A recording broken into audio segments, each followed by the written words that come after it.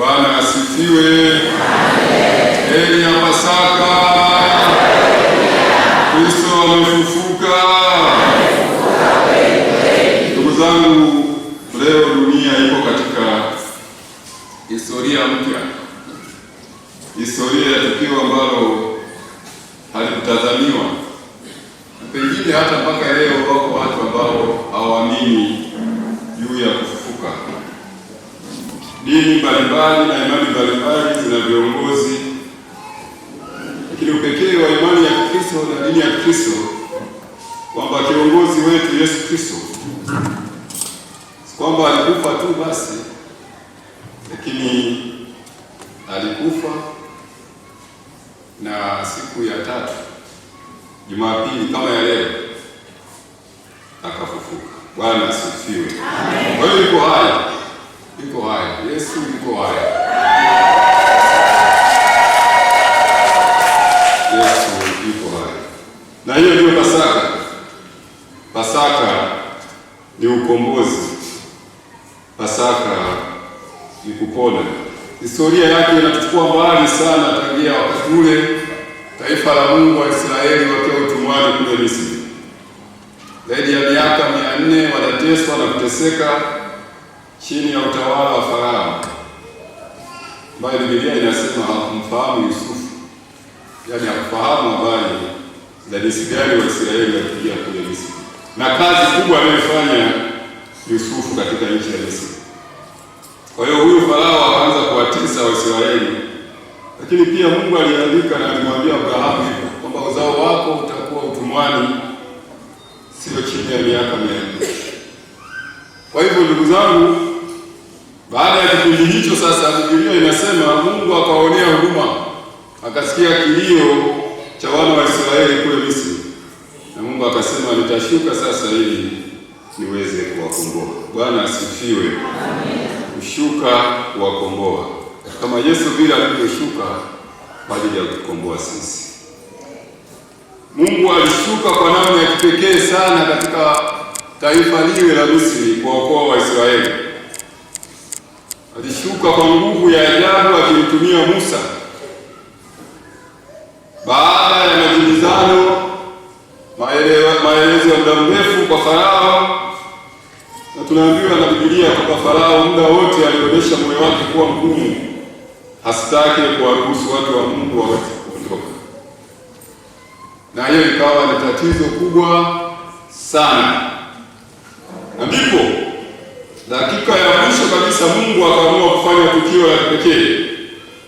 Akatoa maagizo kama tunavyosoma kwenye kitabu cha Kutoka sura ile ya 12 kwamba kwa kuwa Farao ameamua kuwa na moyo mgumu, sasa nitafanya jambo hili.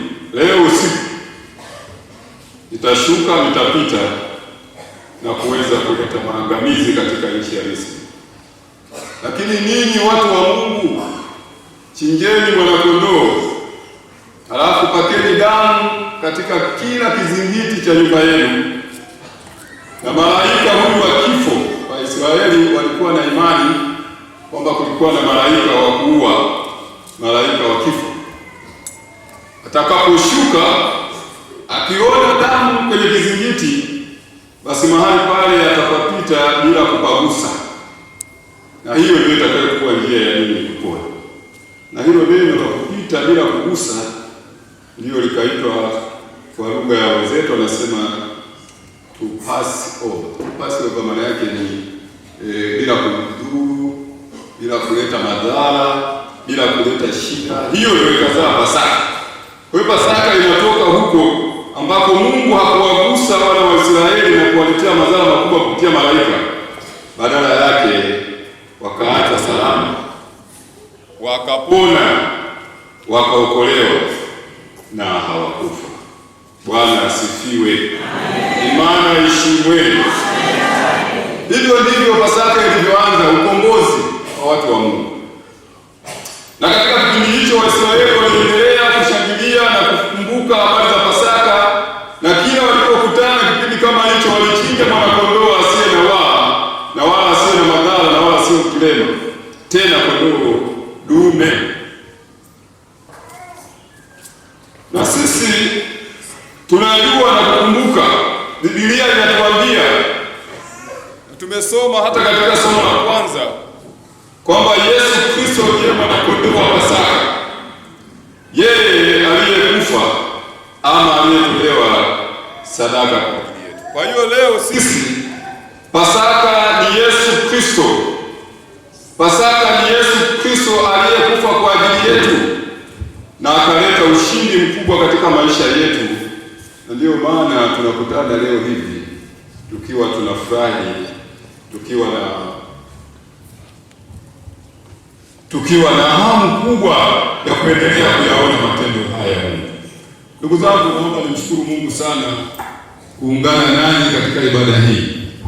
Kanisa la Kristo Mfalme Mgusi ni ibada yangu ya kwanza kutoka ndani ya kanisa kuu. Katika miaka yote ambayo nimekuwa kiongozi wenu, hii ni mara yangu ya kwanza natoka kwenye ibada kubwa kanisa kuu na kuja Kristo Mfalme. Ni mara ya kwanza kabisa.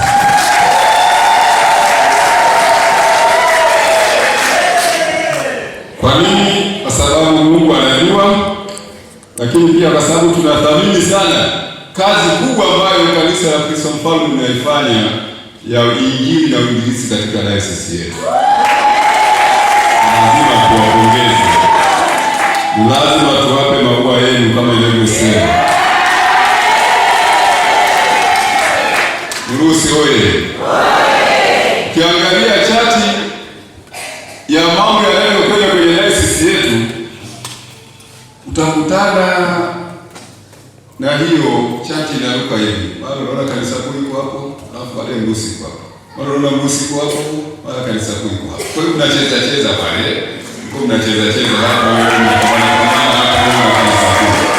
Kwa hiyo tunaheshimu sana nafasi ya kanisa la Kristo Mfalme.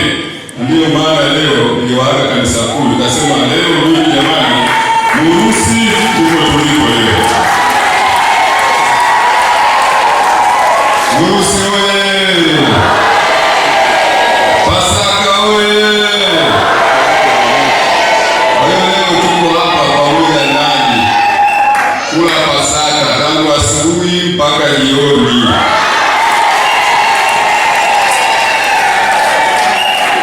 Tuko pamoja nanyi kusherehekea ushindi wa Bwana wetu Yesu Kristo. Kwa kufufuka kwake Yesu ametangaza ushindi dhidi ya kifo, ushindi dhidi ya dhambi, ushindi dhidi ya mauti na ushindi dhidi ya shetani. Imani ishimwe. Pasaka hii ndiyo Pasaka. Pasaka ni ushindi, lazima tufurahi. Ndio maana nilipokuja hapa nikasema mbona sioni kama mnafuraha sana. Yaani lazima Pasaka sio Ijumaa. Leo ni Pasaka, sio Ijumaa. Siku ya kufufuka sio siku ya masikitiko. Ni siku ya kumwambia Mungu asante, leo tumeona nuru. Ni siku ya shangwe. Kila mtu abebe shangwe katika maisha yake na katika moyo wake. DWT habari.